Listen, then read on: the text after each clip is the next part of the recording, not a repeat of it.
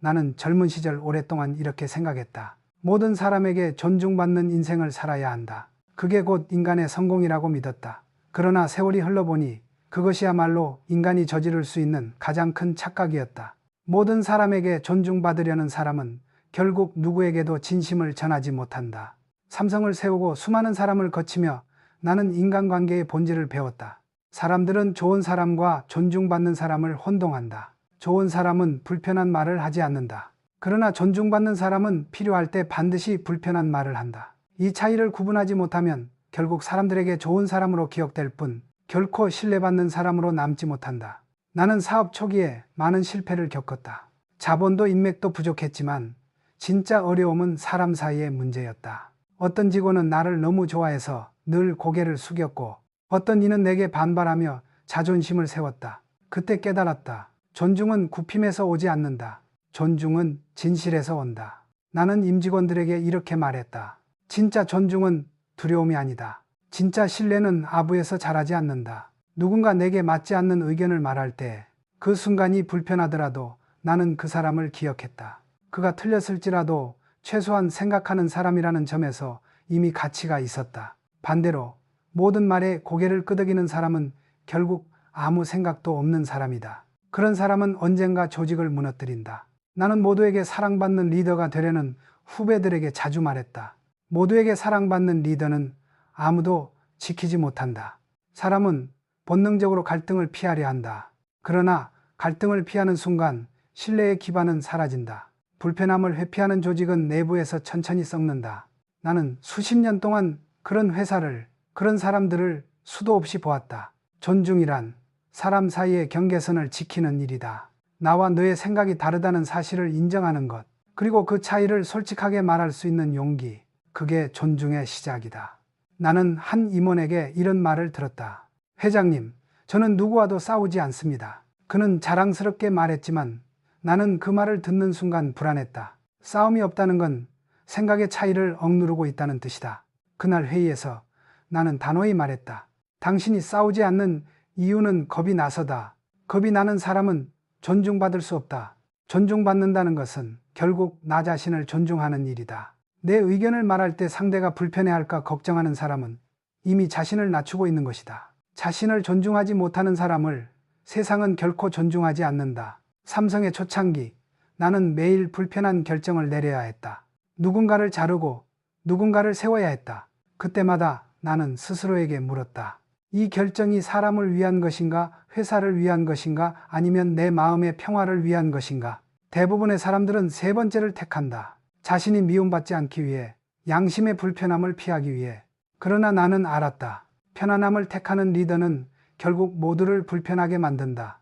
진짜 존중은 고요 속에서 태어나지 않는다. 정면 충돌, 불편한 대화, 침묵이 깨어지는 순간 그 속에서만 서로의 진심이 드러난다.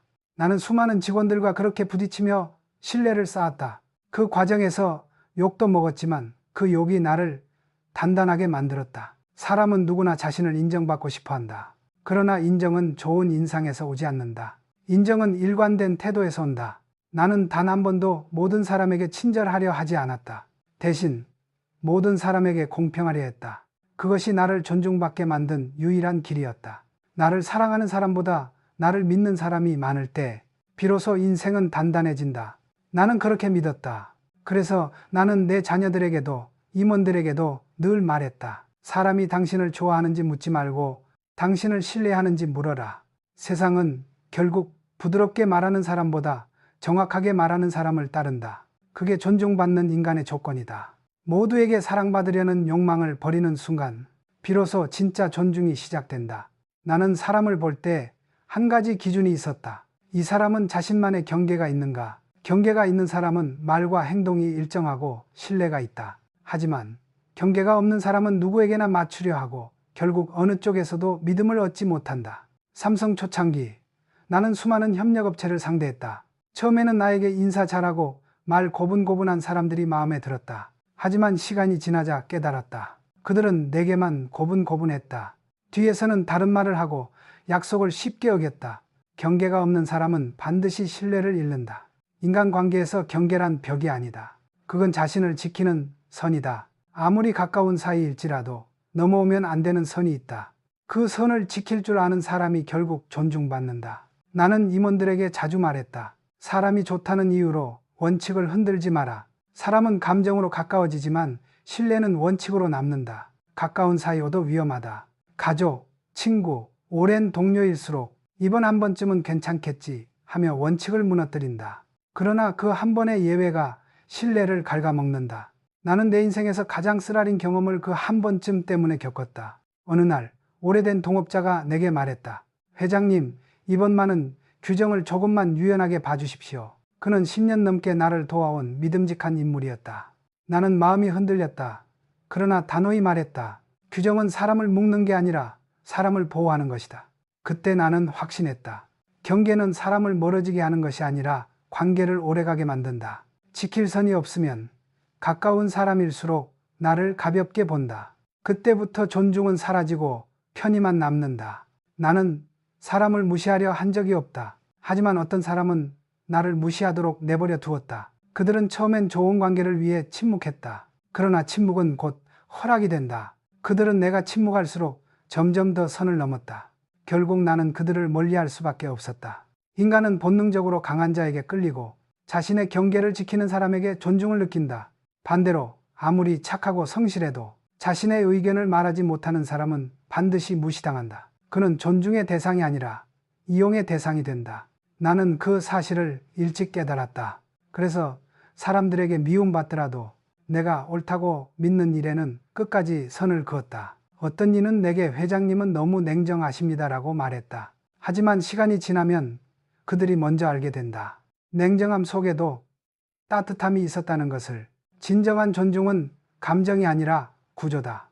원칙과 경계로 세운 관계는 흔들리지 않는다. 그런 관계는 다투어도 금세 회복된다.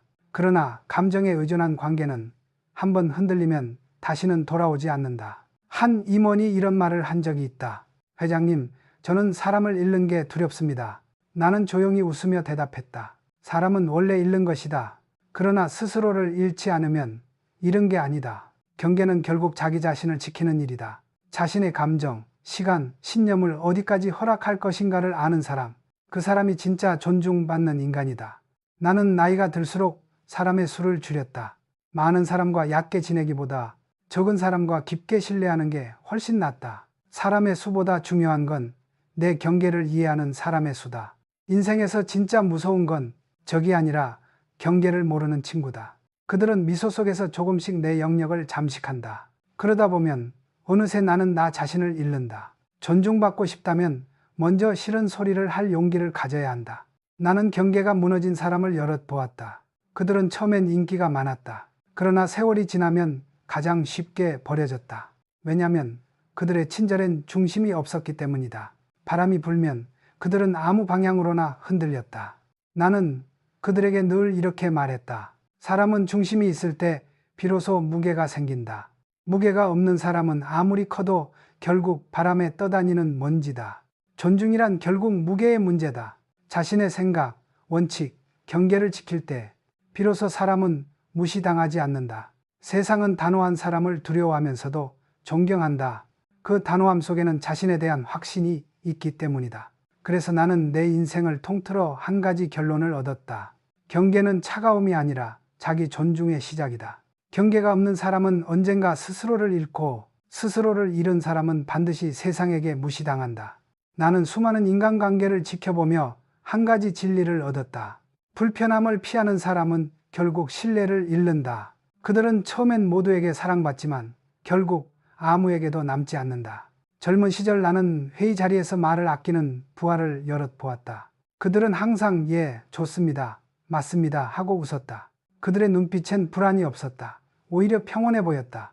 그러나 시간이 흐르자 그 평온함이 조직을 병들게 했다. 문제는 침묵에서 시작된다.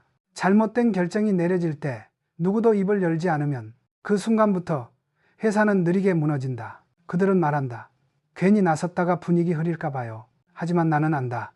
그 침묵은 배려가 아니라 회피다. 불편함을 피하려는 마음은 결국 책임을 피하려는 마음과 같다. 나는 직원들에게 자주 말했다. 조직은 편한 사람 위에 서지 않는다. 진실을 말한 사람 위에 선다. 삼성의 초창기 나는 수없이 많은 불편한 결정을 내려야 했다. 거래를 끊고 사람을 내보내고 손해를 감수해야 했다. 그때마다 나를 향한 불만이 쏟아졌다. 회장님은 왜 그렇게 냉정합니까? 그러내놨습니다. 조금만 기다리면 될 텐데 왜 지금 끊습니까? 하지만 나는 알았다. 기다림 뒤엔 부패가 온다는 것을. 어떤 부서장은 항상 분위기를 맞추며 살았다. 상사의 눈치를 보고 부하의 눈치를 보고 결국 누구에게도 존중받지 못했다. 그의 사무실엔 늘 웃음이 있었지만 그 웃음은 얕았다. 결정의 순간 아무도 그를 따르지 않았다. 왜냐하면 그는 한 번도 불편한 진실을 말한 적이 없었기 때문이다. 사람은 본능적으로 평화를 원한다. 그러나 그 평화는 늘 대가를 요구한다. 불편함을 피한 자는 결국 자기 자신을 희생해 얻은 가짜 평화를 누린다. 그 평화는 오래가지 않는다. 진짜 평화는 충돌 뒤에 온다. 서로의 생각이 부딪히고 상처가 생기더라도 그 상처를 직면한 사람만이 관계를 지켜낸다. 나는 종종 젊은 임원들에게 물었다. 사람들이 당신을 좋아하나? 그들은 고개를 끄덕였다. 그럼 당신을 믿는 사람은 몇이나 되나? 그 질문 앞에서 대부분 침묵했다. 좋아함은 순간의 감정이다. 그러나 신뢰는 시간을 견딘 태도다. 사람이 나를 좋아한다고 해서 나를 존중하는 것은 아니다. 오히려 너무 쉽게 좋아하게 만들면 그만큼 쉽게 무시당할 수도 있다. 나는 늘 이렇게 말했다. 사람이 당신을 불편해할 때가 진짜 성장의 순간이다. 나를 불편해했던 사람들은 결국 나를 가장 깊이 이해했다. 그들은 내가 왜 그렇게 했는지 시간이 지나서야 알았다. 그때 나는 깨달았다. 진정한 존중은 즉시 오지 않는다. 시간과 오해 그리고 충돌을 견뎌야 비로소 도착한다. 반대로 나는 불편함을 피한 사람들의 말로도 많이 보았다. 그들은 결국 좋은 사람이라는 명함만 남기고 사라졌다. 어느 날은 이렇게 말했다. 회장님, 저는 누구에게도 상처 준 적 없습니다. 나는 조용히 답했다. 그 말은 누구에게도 진심을 준 적이 없다는 뜻이요. 진심은 늘 불편하다. 상대의 마음을 흔들고 나의 자존심을 건드린다. 그러나 그 불편함이 없다면 진심도 없다. 나는 살아오며 느꼈다. 사람이 나를 불편하게 한다는 것은 그가 나를 진심으로 대하고 있다는 증거다. 거짓된 존중은 늘 편안하다. 그러나 그 편안함은 오래가지 않는다. 삼성의 성장기에도 마찬가지였다. 모두가 나를 칭찬할 때가 가장 위험한 시기였다. 그럴 땐 반드시 한 사람쯤은 불편한 말을 해야 했다. 회장님, 이 방향이 아닙니다. 그 말 한마디가 회사를 살렸다. 나는 그들에게 진심으로 감사했다. 그들은 나를 불편하게 했지만 동시에 나를 성장시켰다. 나는 인생에서 배웠다. 불편함은 사람을 단단하게 만들고 회피는 사람을 약하게 만든다. 진짜 용기는 전쟁터가 아니라 대화의 순간에서 증명된다. 불편한 말을 삼킨 순간 인간은 스스로를 배신한다. 그 작은 침묵이 쌓여 결국 관계를 무너뜨린다. 이제 나이가 들고 세월이 지나 나는 한 가지 원칙으로 살아간다.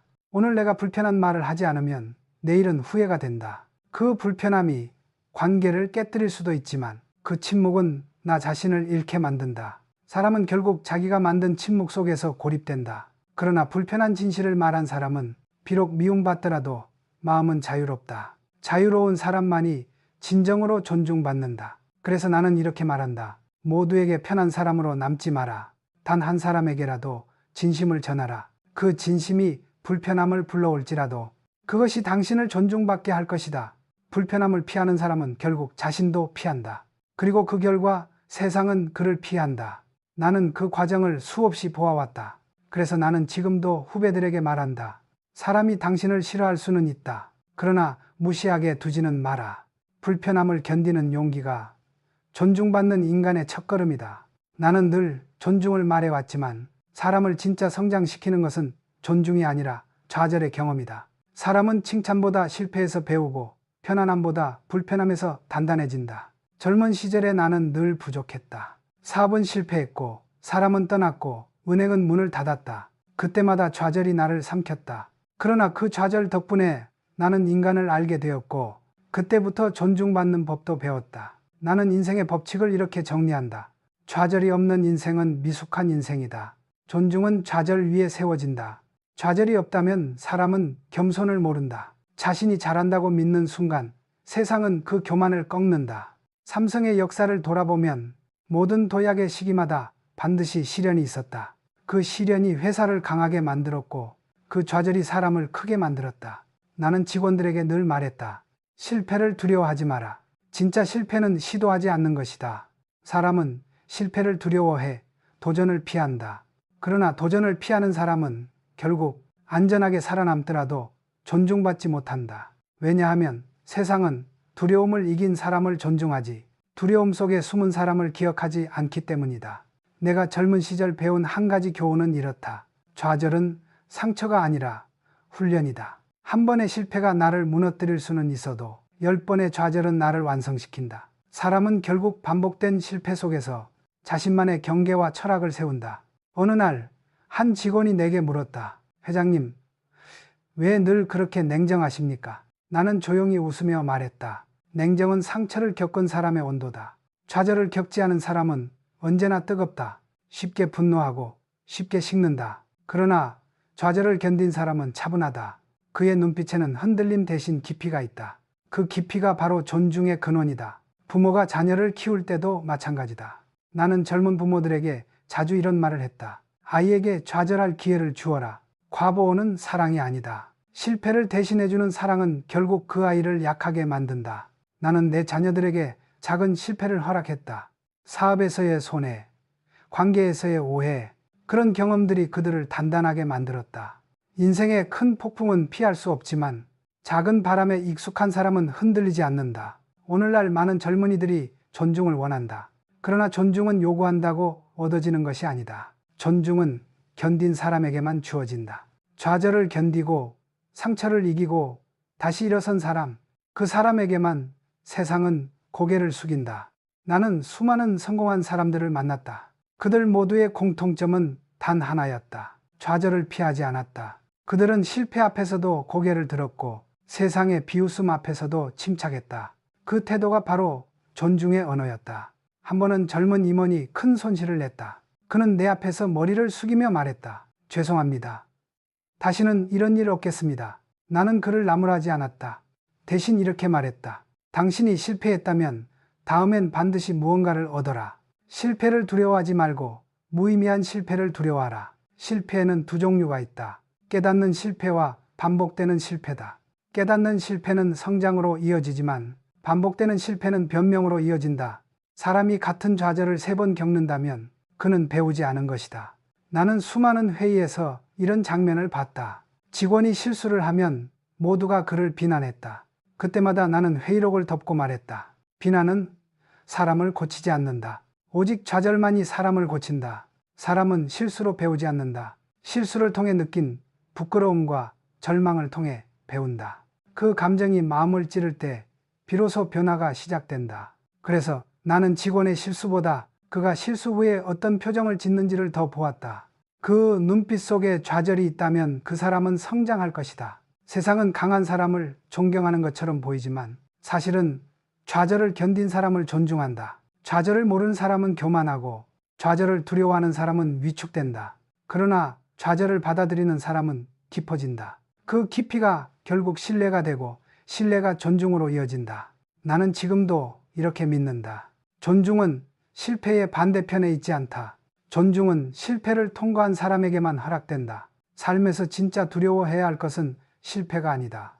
좌절을 두려워한 나머지 아무것도 시도하지 않는 것이다. 그때 인간은 가장 빨리 늙는다. 좌절 없는 인생은 편안하지만 공허하다. 좌절이 있는 인생은 고통스럽지만 의미가 있다. 그래서 나는 오늘도 이렇게 말한다. 좌절을 피하지 마라. 그것이 당신을 존중받는 인간으로 만든다. 에난드. 나는 평생 수많은 사람을 보았다. 성격이 부드럽고 누구와도 싸우지 않으며 늘 분위기를 맞추는 사람들.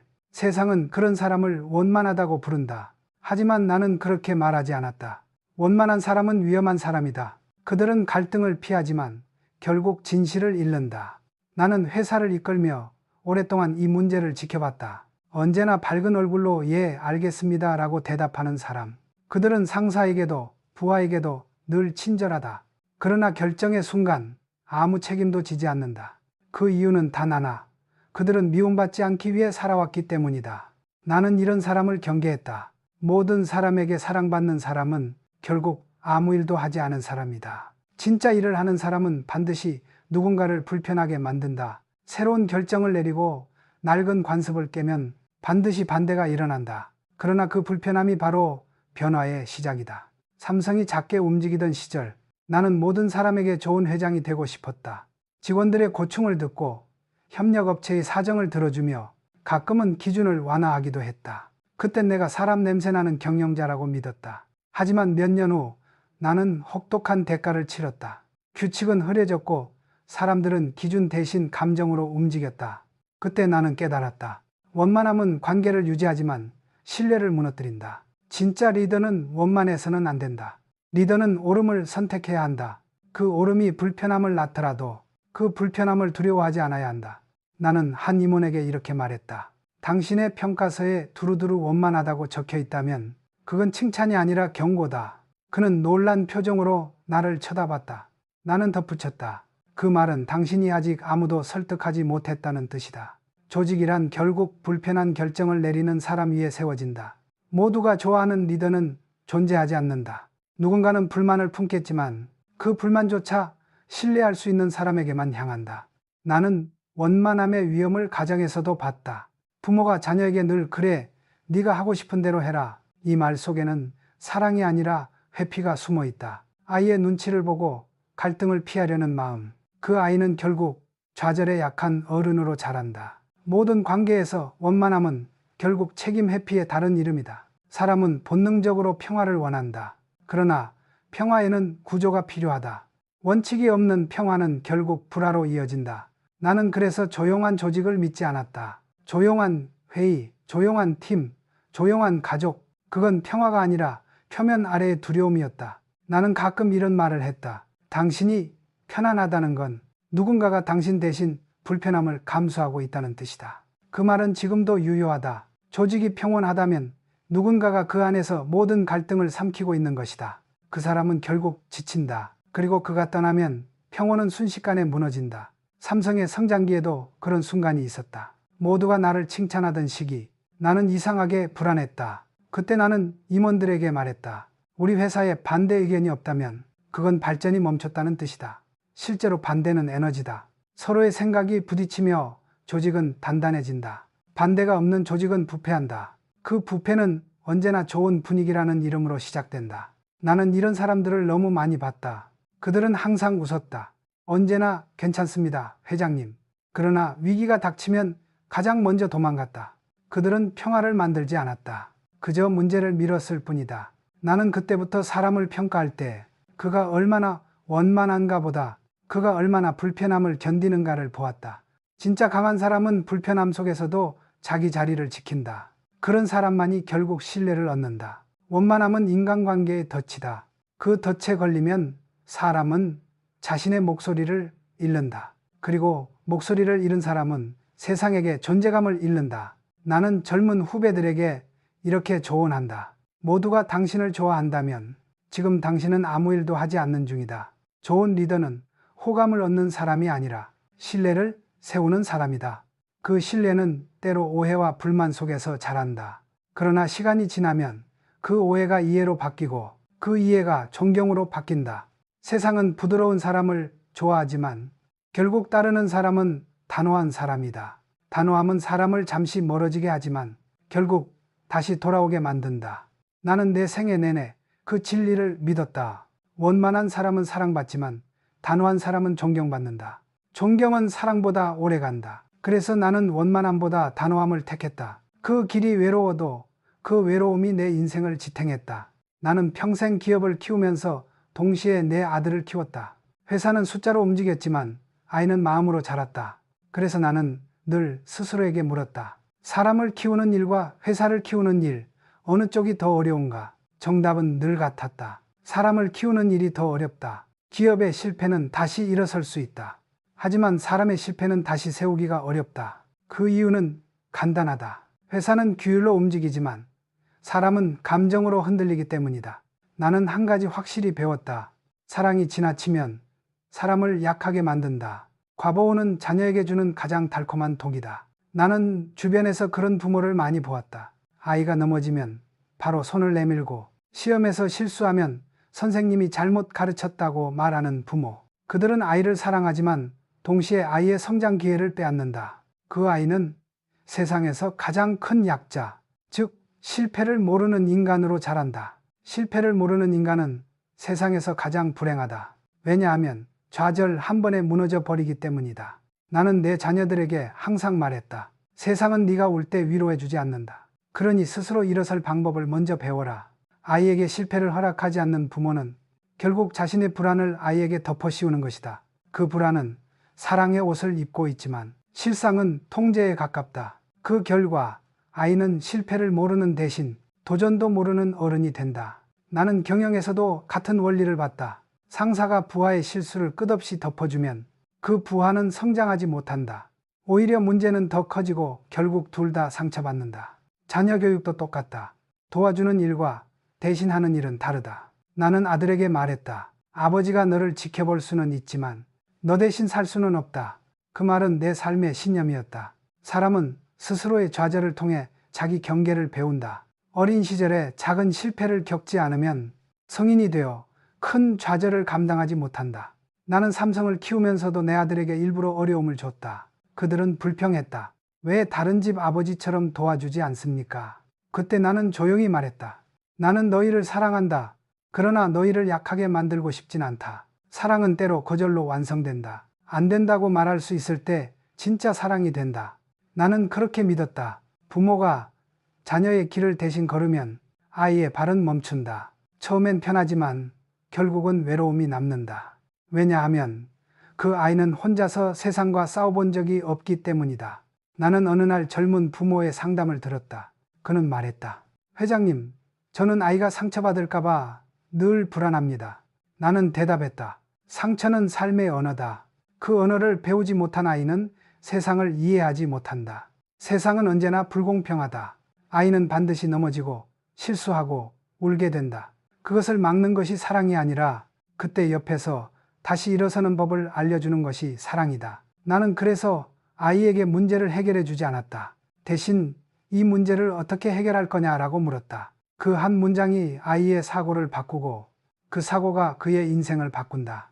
지금 세상은 불편함을 병처럼 여긴다.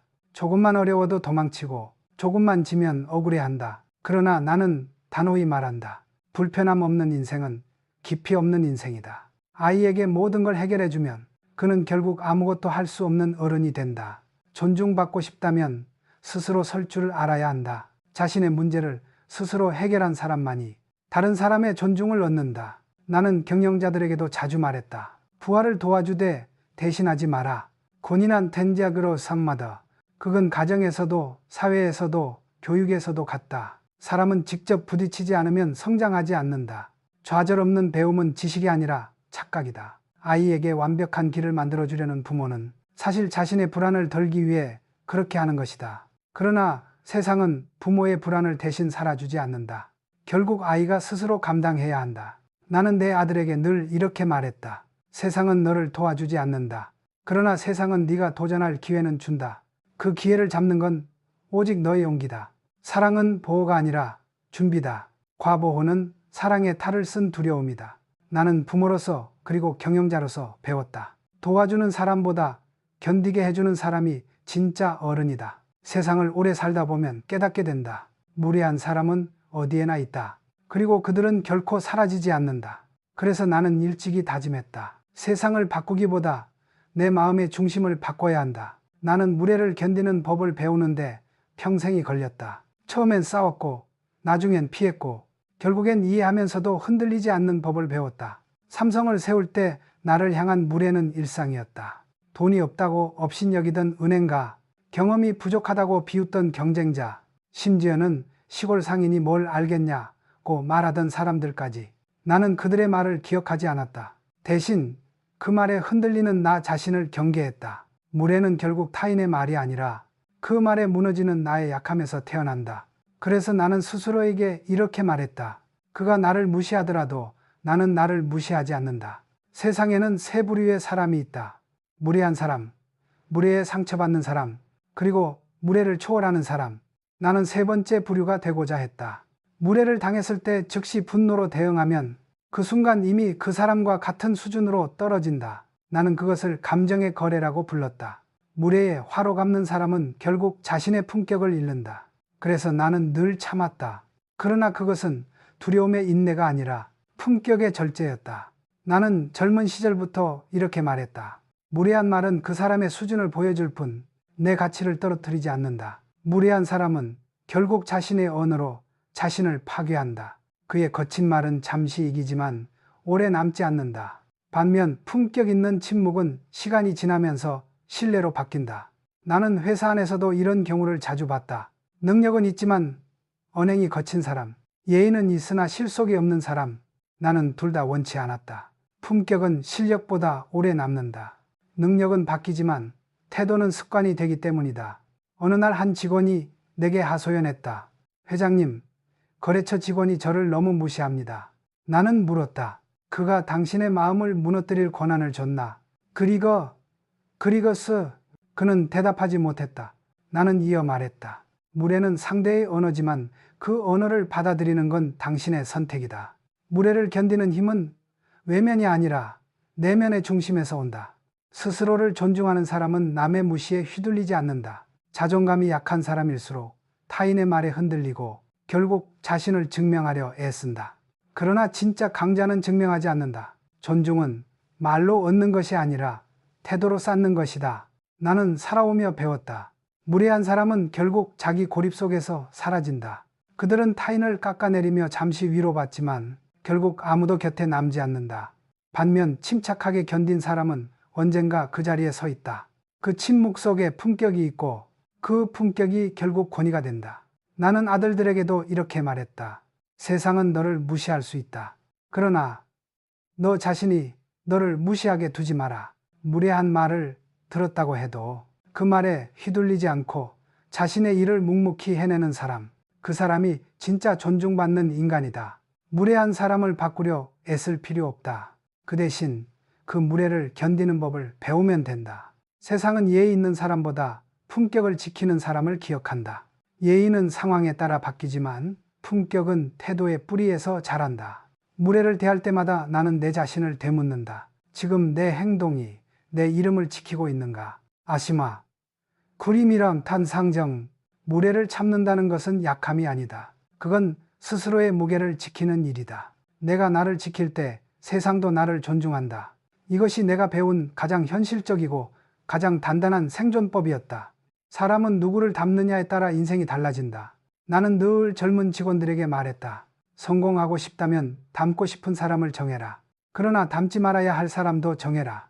세상에는 두 종류의 스승이 있다. 하나는 나를 이끌어주는 좋은 롤모델, 또 하나는 나를 경계하게 만드는 나쁜 롤모델이다. 두 부류 모두 인생의 스승이다. 나는 젊은 시절 성공한 사람들만 찾아다녔다. 그들의 말을 적고 행동을 관찰했다. 그러나 시간이 지나며 깨달았다. 성공한 사람만 따라가면 나도 그들의 오만을 배우게 된다. 그때부터 나는 실패한 사람들에게서도 배웠다. 그들의 실수, 그들의 후회가 나의 경계가 되었다. 좋은 롤모델은 나를 끌어올리지만 나쁜 롤모델은 나를 땅에 붙잡아준다. 사람은 땅에 붙어 있을 때 가장 멀리 뛸 수 있다. 그래서 나는 항상 두 방향을 봤다. 닮고 싶은 사람 7명, 닮지 말아야 할 사람 3명. 그 균형이 내 인생의 나침반이었다. 나는 직원들에게도 이렇게 조언했다. 당신이 존경하는 사람을 10명 써보라. 그리고 그중 단 3명만 진짜로 따라가라. 사람은 많을수록 혼란스러워진다. 모두의 장점을 취하려다 보면 결국 자신의 색깔을 잃는다. 좋은 롤모델을 따르는 일은 선택이 아니라 집중이다. 그러나 더 중요한 건 나쁜 롤모델을 두려워하지 않는 용기다. 나는 젊은 시절 거만하고 탐욕스러운 경영자들을 많이 봤다. 그들은 빠르게 성공했지만 더 빠르게 무너졌다. 그들의 몰락은 나에게 거울이 되었다. 나는 속으로 다짐했다. 저렇게는 살지 말자. 그 다짐이 나를 지켰다. 좋은 사람만을 만나려 하지 마라. 나쁜 사람을 통해서도 배울 수 있다. 세상은 흙과 백으로 나뉘지 않는다. 빛을 보려면 어둠도 함께 봐야 한다. 나는 그렇게 배웠다. 그래서 나는 지금도 이렇게 말한다. 좋은 스승은 나를 키우고 나쁜 스승은 나를 지킨다. 사람은 혼자서 살 수 없다. 그러나 관계 속에서 자신을 잃는다면 그 또한 살아있는 것이 아니다. 존중이란 결국 균형의 기술이다. 나는 일생 동안 수많은 관계 속에서 그 균형을 배웠다. 가까우면서도 거리를 두는 법, 냉정하면서도 따뜻함을 잃지 않는 법. 이 균형이 무너지면 존중도 사라진다. 어떤 이는 나에게 말했다. 회장님은 사람들에게 너무 엄격합니다. 나는 대답했다. 엄격함은 차가움이 아니다. 진심이 오래가기 위한 절제다. 진심은 감정이 아니라 구조다. 감정은 불꽃처럼 타오르고 사라지지만 구조는 바람이 불어도 무너지지 않는다. 그 구조를 만드는 재료가 바로 존중의 균형이다. 나는 임직원과의 관계에서도 그 균형을 지키려 했다. 칭찬은 공개적으로, 꾸중은 조용히 했다. 왜냐하면 존중은 사람을 세우는 방식에서 시작되기 때문이다. 사람을 깎아내리는 말은 순간의 통쾌함을 주지만 그 한마디가 평생의 신뢰를 무너뜨린다. 나는 늘 기억했다. 말은 입에서 나오지만 신뢰는 눈에서 나온다. 진심이 담긴 눈빛 하나가 100마디 말보다 더 큰 존중을 전한다. 사람들은 나에게 자주 물었다. 회장님, 어떻게 그렇게 많은 사람들을 다루셨습니까? 나는 웃으며 말했다. 사람을 다루려 하지 말고 관계를 다스려라. 사람을 통제하려 하면 반발이 생기지만 관계를 바로 세우면 자발적인 존중이 따른다. 그게 내가 말하는 균형의 리더십이었다. 나는 가족에게도 직원에게도 친구에게도 똑같이 말했다. 가까운 사람일수록 경계를 분명히 하라. 가까움 속에서 존중을 잃기 쉽기 때문이다. 사람은 친해질수록 무례해진다. 그래서 진짜 관계는 거리의 예술이다. 너무 멀면 냉정해지고 너무 가까우면 가벼워진다. 그 사이의 미묘한 선, 그게 바로 존중이 머무는 자리다. 나는 말보다 행동으로 그 균형을 지키려 했다. 하루에 한 번은 직원의 이름을 불러주고 회의에서 의견이 틀리더라도 끝까지 들어줬다. 그들은 나의 권위를 두려워했지만 동시에 내 진심을 느꼈다고 했다. 그 말이 나를 지탱했다. 존중은 권력에서 나오지 않는다. 존중은 균형에서 나온다. 주고받음의 무게가 같을 때 사람은 서로를 진심으로 바라볼 수 있다. 이제 나는 인생의 마지막 언덕에서 되돌아본다. 내가 남긴 것은 공장도 아니고 재산도 아니다.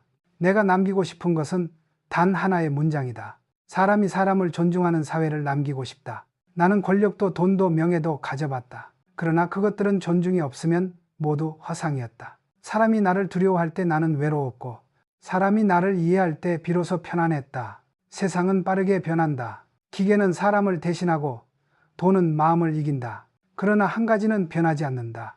존중받는 사람은 언제나 신뢰 위에 선다. 나는 살아오며 많은 이들을 잃었다. 돈으로 만난 사람은 돈이 사라지자 떠났고 권력으로 만난 사람은 권력이 사라지자 등을 돌렸다. 그러나 존중으로 맺은 사람은 끝까지 남았다. 그래서 나는 젊은 세대에게 이렇게 말하고 싶다. 당신이 가진 가장 큰 자산은 돈이 아니라 존중받을 만한 태도다. 존중은 가르칠 수 없다. 보여주어야 한다. 아이에게 존중을 말하기 전에 먼저 당신이 존중하는 모습을 보여라. 부하에게 존중을 원하기 전에 먼저 그들의 노력을 인정하라. 세상은 여전히 무례하다. 그러나 그 속에서도 중심을 지키는 사람이 있다. 그들은 말없이 일하고 조용히 빛난다. 나는 그런 사람들을 진짜 지도자라 부른다. 이제 나는 더 이상 말하지 않는다. 그저 내 이름 대신 원칙을 남기고 싶다. 그 원칙은 단순하다. 사람을 두려워하지 말고 사람을 존중하라. 존중은 힘이 아니라 품격이다. 그리고 품격은 결국 자신을 지키는 힘이다. 그 힘으로 살아간다면 세상이 아무리 변해도 당신은 흔들리지 않을 것이다. 나는 긴 세월 끝에 이렇게 믿는다. 사람의 성공은 돈이 아니라 존중으로 완성된다.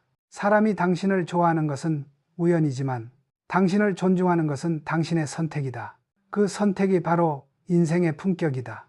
그리고 그것이 내가 남기고 싶은 마지막 가르침이다.